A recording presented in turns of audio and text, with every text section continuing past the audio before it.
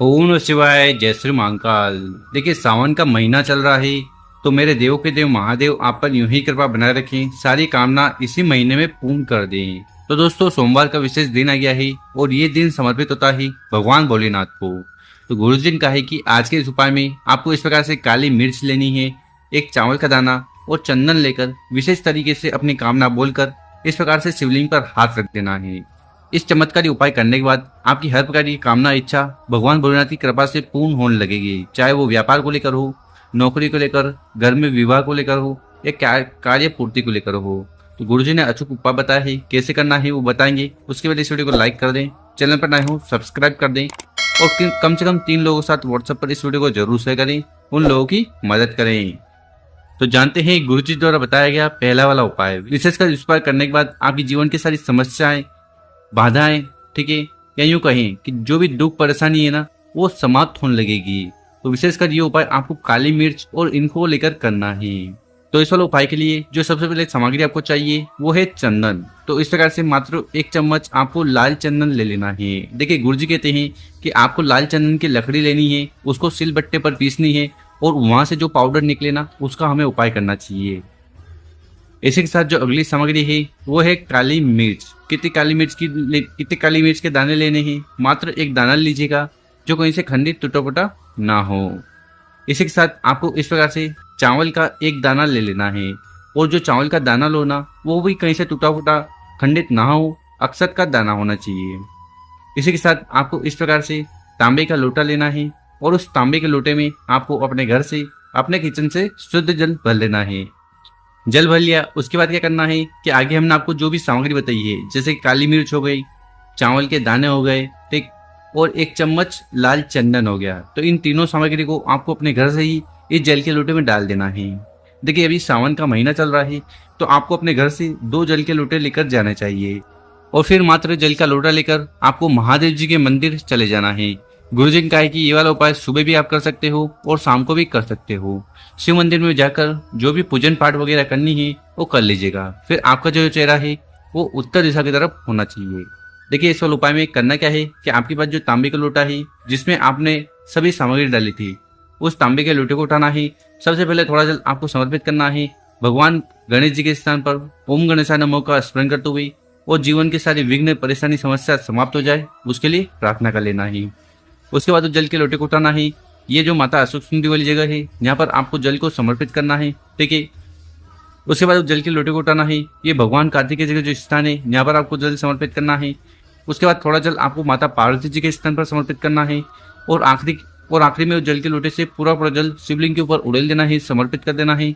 ओम नमः शिवाय श्री से नमस्तुभ्यम मंत्रों का स्मरण करते हुए उसके बाद आपको शिवलिंग के बाद बैठकर अपना नाम और गोत्र का उच्चारण करते हुए भगवान भोलेनाथ और उनके परिवार से आपको प्रार्थना वगैरह कर लेना है कि आपके जीवन के सारे दुख परेशानी समस्या समाप्त हो जाए और जो भी अटके हुए कार्य हैं वो पूर्ण हो जाए। तो ऐसी विशेष प्रार्थना करते हुए पहला वाला उपाय जरूर करिएगा।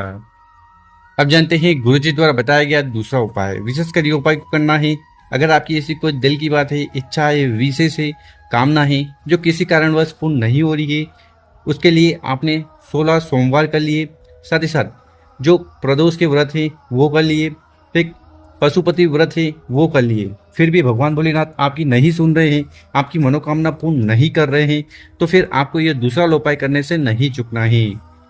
तो इस उपाय के लिए फिर से आपको बेलपत्र ले लेना है। कितने बेलपत्र की जरूरत है? मात्र आपको 1 बेलपत्र लेना है और जो बेलपत्र लो ना, वो कहीं से खंडित टूटा फूटा नहीं होना चाहिए। देखिए, गुरुजी कहते हैं कि शिवलिंग के ऊपर कोई भी खंडित चीज समर्पित नहीं करते। इसी के साथ जो अगली सामग्री आपको लेनी है वो है शहद। कितना शहद लेना है? तो मात्र 1 चम्मच शहद आपको इस वाले उपाय के लिए ले लेना है। इसी के साथ आपको इस प्रकार से तांबे का लोटा लेना है और उस तांबे के लोटे में आपको अपने घर से, अपने किचन से शुद्ध जल भर लेना है। और फिर आगे बताई गई जो भी सामग्री है उनको लेकर महादेव जी के मंदिर आप जा सकते हो। गुरुजी ने कहा है कि ये वाला उपाय भी सुबह शाम आप कर लीजिएगा। मंदिर में पहुंचकर उत्तर दिशा की तरफ मुंह कर बैठ जाना है। देखिए, शिवलिंग के ऊपर बेलपत्र को उपाय करने से आपकी हर प्रकार की कामना इच्छा पूर्ण होती है, क्योंकि ये जो बेलपत्र है ना, ये भगवान भोलेनाथ को बहुत ज्यादा प्रिय है। इसी के साथ शिवलिंग के ऊपर शहद का उपाय करने से घर में सुख शांति समृद्धि आती है, दुर्भाग्य दूर होने लगता है। तो इस उपाय में सबसे पहले करना क्या है कि आपके पास जो तांबे का लोटा है ना, उस तांबे के लोटे उठाना है और आपकी जो भी कामना है, इच्छा है, उसका स्मरण करते हुए जल उस तांबे के लोटे का जल शिवलिंग के ऊपर समर्पित कर देना है। ओम नमः शिवाय शीर्षा नमस्तुभ्यम मंत्र का स्मरण करते हुए, ठीक है, जल समर्पित कर दिया। उसके बाद क्या करिएगा, आपके पास जो शहद है, ठीक है, इस शहद को अपनी अनामिका उंगली में उठा लेना है। अनामिका उंगली कौन सी होती है, यहाँ स्क्रीन पर देखिए, ये है ना अनामिका उंगली। तो इस अनामिका उंगली में आपको ये शहद ले लेना है और उसके बाद जो जो बेलपत्र की बड़ी पत्ती है, ठीक है, उस पर आपको अच्छी तरह से शहद लगा देना है। कौन सी साइड, तो बेलपत्र की जो चिकनी साइड होती है उसके ऊपर आपको इस प्रकार से अच्छी तरह से शहद लगा देना है, ठीक है।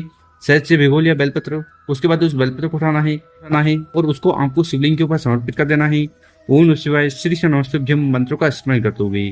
तो जिस साइड आपने शहद लगा है, वो शिवलिंग से स्पर्श होना चाहिए। तो यहाँ पर आपको उल्टा बेलपत्र चढ़ाना है। इस बेलपत्र की डंडी होगी जलाशय की तरफ, बड़ी पत्ती होगी आपकी तरफ, ठीक है। इतना उपाय हो गया। उसके बाद क्या करिएगा, आपको अपना सीधा वाला हाथ उठाना है और उस बेलपत्र के ऊपर रख देना है। और उसके बाद आपको भगवान भोलेनाथ से निवेदन करना है कि हे भोलेनाथ, हे श्री शंभु, हे त्रिकालदर्शी, मैंने 16 सोमवार कर लिए, प्रदोष के व्रत कर लिए, पशुपति व्रत कर लिए, ठीक है, पूर्णिमा के व्रत कर लिए, यानी कि मैंने सब कुछ करने का प्रयत्न कर लिया। उसके बाद भी हे भोलेनाथ, मेरी जो कामना है, इच्छा है, दिल की बात है, वो पूर्ण नहीं हो रही है, या मेरे जीवन में ये जो दुख परेशानी समस्या है ये समाप्त नहीं हो रही है, तो इन्हें समाप्त करें। तो ऐसे आपको शिवलिंग के ऊपर हाथ रखते हुए आपको ये विशेष प्रार्थना जरूर करना है। गुरुजी ने कहा है कि जो भी व्यक्ति विशेषकर इस उपाय को सोमवार वाले दिन कर लेता है ना, तो उस व्यक्ति की हर प्रकार की कामना इच्छा भगवान भोलेनाथ की कृपा से पूर्ण होने लगती है। अब जान लेते हैं गुरुजी द्वारा बताया गया तीसरा उपाय। इस उपाय करने के बाद माता अशोक सुंदरी जी की असीम कृपा आप पर होने वाली है। हर प्रकार की कामना इच्छा पूर्ण होगी।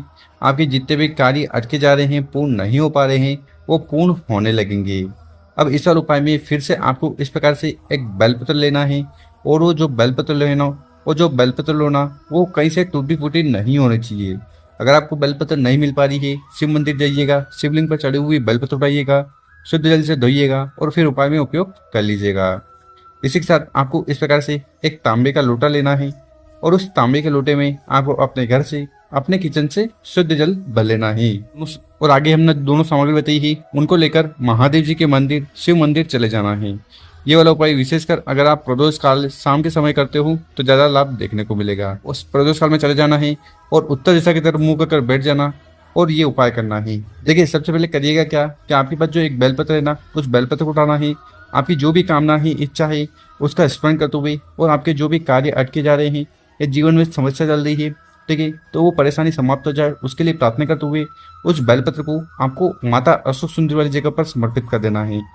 उसके बाद आपके पास जो तांबे का लोटा है, ठीक, उस तांबे के लोटे को उठाना है और सबसे पहले आपको आधा जल ये जो बेलपत्र है ना, यहाँ पर समर्पित करना है, ठीक। ओम नमः शिवाय, ओम नमः शिवाय इस मंत्र का जाप करते हुए उसके बाद उस जल के लोटे को उठाना है और आधा जल का लोटा आपको यहाँ पर समर्पित कर देना है। शिव पुराण का जो मूल मंत्र है उसका स्मरण करते हुए उसके बाद आपको शिवलिंग के पास बैठकर अपना नाम और गोत्र का उच्चारण करते हुए माता अशोक सुंदरी जी, भगवान भोलेनाथ से प्रार्थना वगैरह कर लेना है कि आपके जीवन में सुख शांति समृद्धि आए, आपके सारे कार्य बनने लग जाए और समस्या, बाधाएं, परेशानी समाप्त हो जाए। तो इसे विशेष प्रार्थना करते हुए ये उपाय जरूर करिएगा। और मेरे प्यारे दोस्तों, अगर आपको वीडियो अच्छा लगी हो तो इस वीडियो को 5 लोगों के साथ व्हाट्सएप पर, इंस्टाग्राम पर या फेसबुक पर जरूर शेयर करें। ओम नमः शिवाय, जय श्री महाकाल। मिलते हैं हम आपसे एक और नई वीडियो में।